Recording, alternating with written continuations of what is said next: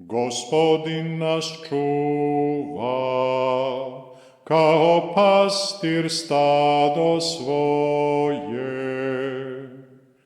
Gospodin nas čuva, kao pastir stado svoje. Čujte, o narodi, riječ Gospodnju, objavite je širom dalekih otoka. Onaj što rasprši Izrael, opet ga sabire i čuva ga ko pastir stado svoje. Gospodin nas čuva, kao pastir stado svoje.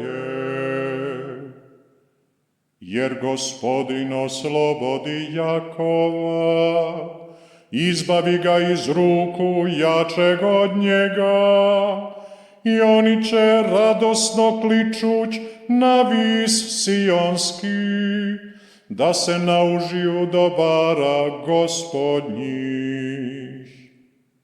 Gospodin nas čuva, kao pastir stado svoje.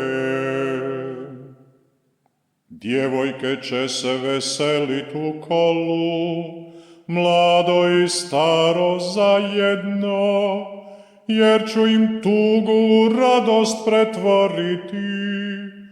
Utješit ću ih i razveseliti nakon žalosti.